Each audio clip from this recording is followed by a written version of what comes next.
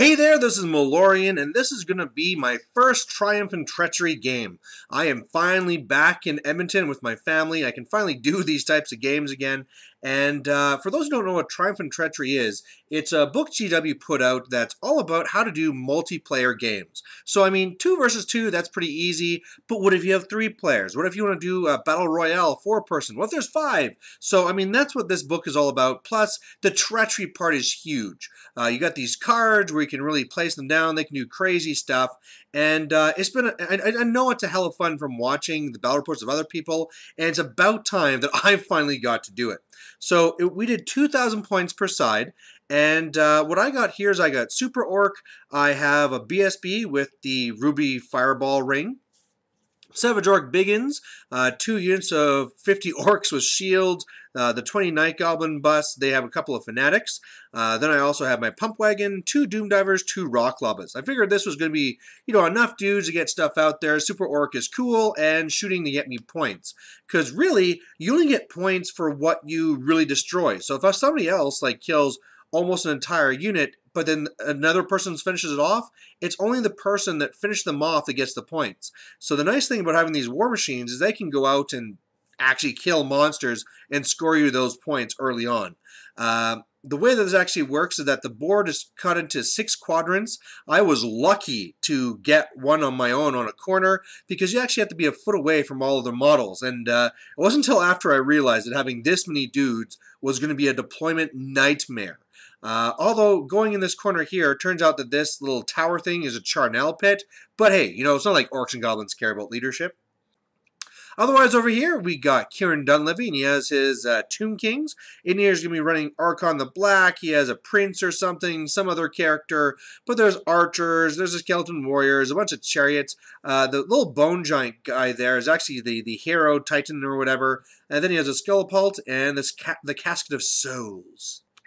Otherwise, over here is the Demon Army, which you guys would have seen me play if the video wouldn't have screwed up.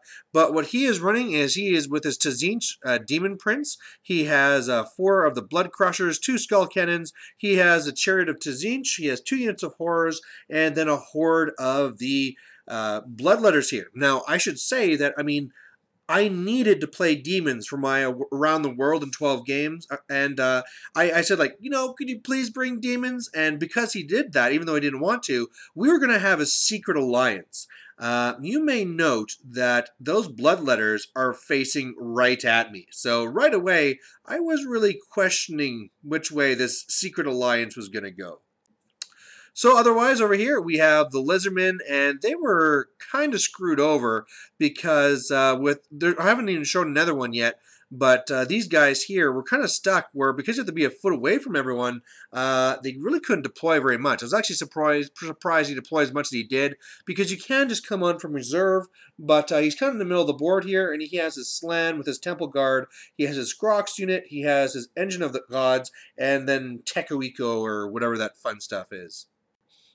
Otherwise, here's the board, and you can see on the far side there's the other Lizardman player that I didn't get the picture of because I'm dumb or something, but he actually has a horde of 50 Saurus, so that's going to be problematic, except, they're all the way over there. They're joined by Leroy Jenkins, his Scarvet, I believe it is, on the Cold One.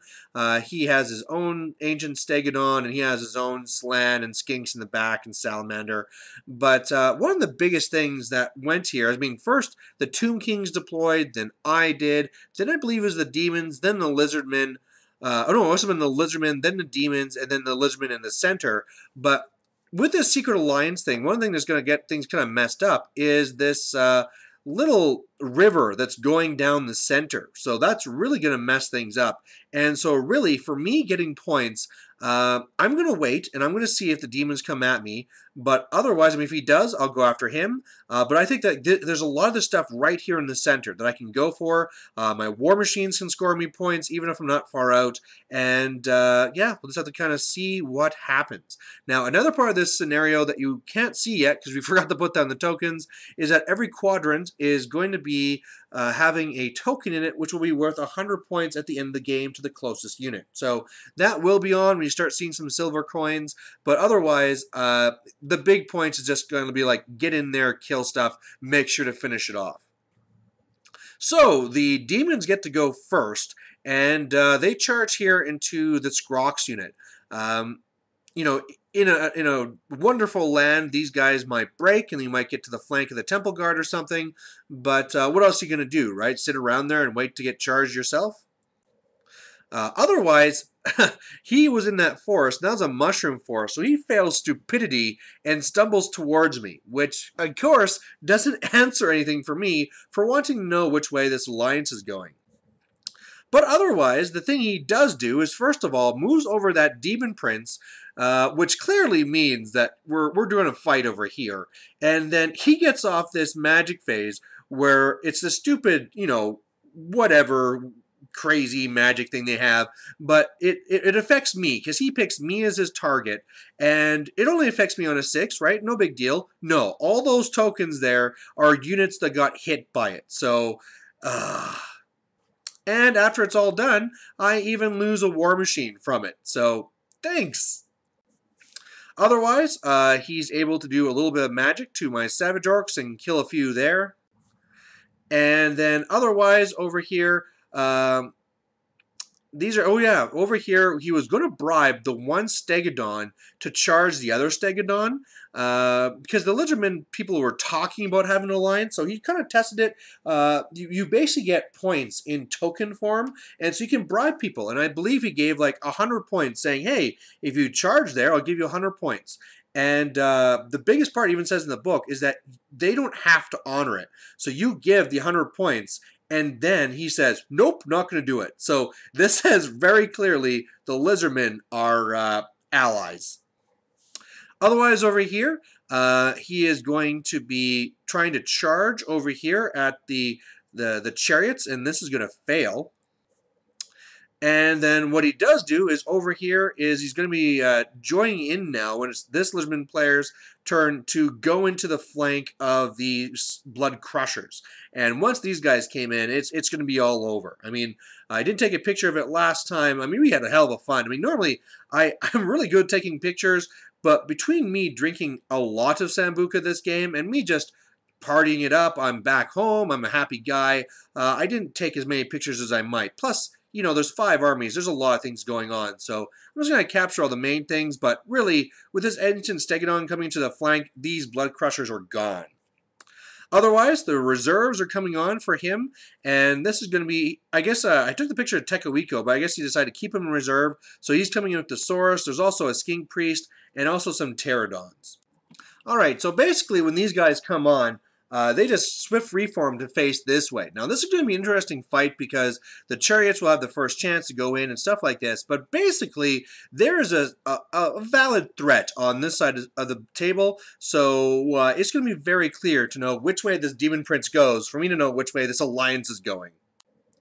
Otherwise, he's able to kill those Blood Crushers. So that's a good chunk of points for that Lizardman player. And he just kind of reforms a face over here. And with my shooting, with my turn here, I'm able to kill the Stegodon. So again, I mean, it's nice to kind of see those war machines. They're going to kind of get me those early points where I don't need to even really get in there, right? Whereas he had to get to have some combats and countercharges. I can just fire off my war machines and bam, there's a big chunk of points. Otherwise, it looks like this. Super Orc is really... Okay, this is what I wanted to go on. Is because at this point, I'm still holding the Alliance. I killed the Stegodon, and I didn't do any charges on the left. But I'm getting ready to see whether he betrays me. So the Savage Orcs look over there. So if he comes after my Orcs, my Savage Orcs can kind of counter. But then I need to guard my flank. So Super Orc goes over there to guard my flank. The other Orcs go up to go towards the Tomb Kings. And otherwise, yeah, that's pretty much my thing. I did magic, pretty much just trying to shoot at fireballs, and it didn't really do anything all game. So over here, he's going to be, he actually blocked his one character with these, what are these called? They're not the Pterodons, they're the Ripperdactyls. So he moved them up here as a block, and yeah, the chariots charge in, and this will be an easy win. Otherwise, there was a miscast here with Archon the Black. Sorry about the blurry picture, but nothing really serious happened. Over here, the Ripperdactyls all got destroyed, and he overruns into Leroy Jenkins. Again, big points here, and all of us are always trying to eye, like, who's in the lead, who's got how many points so far. And it's also important because for getting these cards that are letting you do very awesome things, like saying, hey, you can't pick me as a target this turn, or something like that. If you're in first place, you only get 1. If you're in last place, you get 3, and everyone else gets 2. So placement during this whole thing is really important. So otherwise, it is now looking like this. Really the Tomb Kings, other than that one charge, are kind of staying where they are. Again, the river's playing a major part. The Lizardmen are kind of doing their thing. And again, there's just this little stalemate here on the left. What's going to go on? So over here, we have the tomb spider thing come up, and I'm like, oh yeah, I planned for this, my fanatics are going to kill you. But then we realized that because he didn't pick me as the enemy player, he's not actually an enemy model, and so with him going there, it doesn't actually release the fanatics. So that's not a big deal. On my turn, at some point, I need to pick him as the enemy so that I can release them, but I should be able to save my war machines. Otherwise, over here, he is able to beat and break the Leroy Jenkins, but he does get away just on the edge of the board there, and now he overruns into the Saurus, which normally, overrunning is awesome, but 50 Saurus is kind of a big deal. Otherwise, over here, the demon player goes for the charges, and coming in here, 2 skull cannons, really he should go in there, kill a bunch, he'll be steadfast, and it's all about the grind after that. Plus, you never know whether, if you get a killing blow on Tekoiko or something like that. Otherwise, the Demon Prince does go up there, so he did kind of turn away, but the Bloodletters also turn up there. So right now, it's like, well, it looks like the alliance was good. Over here, he shoots off his little flame thing here with the Tzitzit thing. He's able to kill some pterodons, so scores himself some points there. And as well, beats these guys, and they break and get run down. So this is a ton of points, and right now, this demon player is fairly solidly in the lead. Over here, the chariots do an okay amount of damage, but then they get kershmashed. And then, okay, I'm the one who breaks the alliance. And the way I reason it to myself was like, well, really, if it wasn't for him moving over that Demon Prince, my Savage Orcs could have gotten over to the middle. But now my Savage Orcs have kind of wasted themselves because they're facing the wrong direction to try and deal with this. Plus, he's way in the lead. So I'm going to go after him because of both those things. So over here, I make the charge. I get into the flank. I also have a card that's going to give me +1 strength in a combat. So being strength 5 orcs will be awesome because normally these are just regular orcs. Over here, Super Orc is going to the rear of the Tzitzit's chariot, and that's going to be awesome. And overall, it's good times. I kind of grind down those berserkers. They're not beaten or anything, but I go over and I fly up. I try and destroy the tomb. The Demon Prince, but my war machines aren't able to quite do it. But yeah, Super Orc doing some damage. The Savage Orcs having to wheel again to try and look at the center threat. And otherwise, yeah, this is now the end of this turn, looking on the board, and you can see the Tomb Kings are kind of in a very bad spot. They're kind of being surrounded, and even though those, I believe, did the 50 Saurus, are they facing now the center, or did they go 5 wide? I think they actually turned the center because they just didn't give a damn. But yeah, pretty much it's kind of, it was well with the demons, but now I could be getting lots of points to catch up. Alright, so I get the first turn here after, and then I pick my one target to be the Tomb King so that my Fanatics can go out, and I get pretty lucky where both of them make a distance of 8 to get to the Tomb Scorpion and kill it. So having Fanatics by my war machine seems bad, but honestly, there's a good chance they'll kill each other, or even if they hit a war machine, I'm going to be the toughness 7 against it, so it needs 6s anyway. Otherwise, over here, there's a little misdirection. So something I do is, it's one of these cool cards that I thought was awesome, where when someone picks a direction for a card, or for a spell rather, I can play this misdirection to change it. And so what I wanted to do to try and get some points is I said, oh, you want to do Purple Sun? Yeah, your now target is your little Necro Hero Titan thing. So he switched the Purple Sun over there, and he passes his initiative test. So, oh well. I mean, it's still one of these fun moments from the cards. I mean, the cards are going all the time, but just wanted to have at least one example here of one of the wackiness. Otherwise, over here, the Savage Orcs make a charge into these guys here, and I have no doubt I'll be able to just chew them up. And really, after everything's done with this turn, I don't break those skinks in the center because he amazingly holds.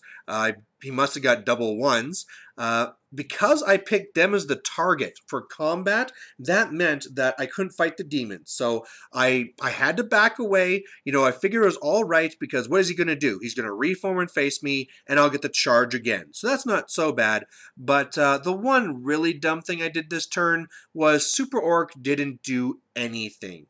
I couldn't charge the Stegodon because it's the wrong Lizardman player. I couldn't charge the cannons because they're not that Lizardman player, but they should have at least flown somewhere. So leaving Super Orc there was just dumb, and had something to do with the fact that I was already through a glass of Sambuca. Like most people do shots of Sambuca, Malorian does glasses. And at this point here, I fill up another glass, we all do shots, and my bottle of Sambuca is even empty. So, like I said, fun was being had by everyone. Otherwise, over here, badness happens to these guys with some demon magic again, and lose a few guys, but nothing too serious. Over here, I'm finally able to beat all these Scrocs, and so that's awesome. Over here, I get a charge into the flank from a Ancient Stegodon with sharpened horns, so it's going to take an act of God to save me. And then, really over here, I can't remember what I'm showing. I believe it was the Bone Giant charging in and dying. But, hey, look, it's a Lizardman army. Over here, Super Orc dies, sad. And again, I'm just feeling dumb because I just didn't even move him. I mean, it was cool to have Super Orc have an appearance. He went out and he killed a Tzinch's chariot, but, you know, he could have done more. You know, standing there to a Stegodon was just kind of dumb. And it's one of those things, too, where I was thinking maybe I could bribe him to not charge me, but in the end, he had already betrayed somebody else. Remember when he was asked to charge another Stegodon with his Stegodon? So I figured he'd just keep the money anyway. So otherwise, the board is kind of looking like this. Like I said, the demons turn to face me. Me and the Tomb Kings are kind of at an impasse here where neither of us want to do the river. If I go into him, I'll be losing my ranks. I might fail my fear test. He'll be having a high weapon skill anyway because of the prince. And I could easily lose that horde of orcs to those skeletons just because there's a prince there and there's a river involved and fear involved. So I'm happy enough standing on this side of the river, plus there's a token there, and otherwise, yeah, Tomb King's still being marched on. So over here, the Stegodon goes into the cannon, and that's going to be another easy kill.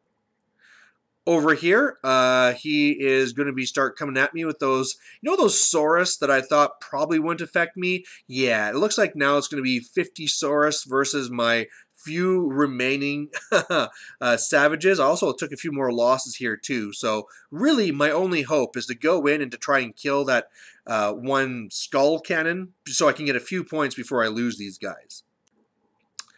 So otherwise, over here, he kills the one skull cannon and then reforms. Over here now, I'm going to be charging, so I go back into the bloodletters, and I go into the skull cannon, and this should really net me again a good chunk of points. And it does. I'm able to... Okay, first of all, I should say that the demons at the bottom, they're gone because he rolled a double 1. So, for those who don't know about demons... Oh, sorry, no, a double 6. If you roll a double 1, you get all your guys back. If you roll a double 6, which is what happens here, they just all die. So whereas I killed a few and it was going to be a bit of a crumble, no, boom, all those points just like that. So that was pretty huge. Otherwise, I was able to kill the skull cannon, but because I am not the enemy of the Lizardmen this turn, I could not overrun into that Stegodon, and these guys are waiting to die. But hey, you know, they made back their points. Otherwise, over here, the Tomb Kings are casting some magic on me with Doom and Darkness, and luckily this Salamander you see there is there because he fled from the Bone Giant, but you know, Doom and Darkness can be pretty scary, especially when he has that Scullipult there, because he just hits me, makes me take a panic test at -3, and that's not good for anyone. Luckily over here, the Lizardmen are going to try and make things easier for me because he doesn't actually end up shooting me with the Scullipult, and these guys are going to the flank of this Hero Titan thing, and they're going to be able to beat that thing. And they actually overrun all the way into the archers. So this was massive for this Lizardman player, where for the most part, he had lost a lot of his stuff, but this unit here is now going to give him lots of points because he's going to get the Bone Giant, and now he's going to get into here, and this is where Archon the Black is hiding. So lots and lots of points to be had. Otherwise, over here, Leroy Jenkins and an Ancient Stegodon and a Hordosaurus all go into my Savages, and really, my only hope is maybe I'll have enough tax to kill Leroy Jenkins, but that's about it. Nope, he's going to get super buffed, and so I'm just in really big trouble. And yeah, they're all dead. I did 1 wound, but that's about it. And 1 wound doesn't get me half points or anything else like that. But otherwise, looking at this, I pretty command everything south of the river. So as an Orc and Goblin player, I'm feeling pretty damn good. I'm also standing on a lot of tokens, or I'm the closest to tokens. So I'm in a pretty good spot. You know, at this point here, he's probably not going to deal with me with, I'm talking about the Tomb Kings over there. A lot of the other Lizardman stuff is not in an area where it can actually fight me. So I'm in a really good spot. And as it works, the way that this one goes is that you actually roll a dice, and you add it to like the number of players, and if you get a certain total, the game ends. And as it turns out, we rolled the dice, the game ended, and I won. I mean, even without the actual scenario extra 100 points from this and that, I was still in the lead by a good amount there. So it was great. It was lots of fun. I'm not going to give my thoughts on Triumph and Treachery here because I'm going to do a separate Orc tactical team on it. But really, what I will say now is that it is just a blast. I have been wanting to play Triumph and Treachery for a long time, basically since the book came out, and man, I just wish I'd been playing this all along.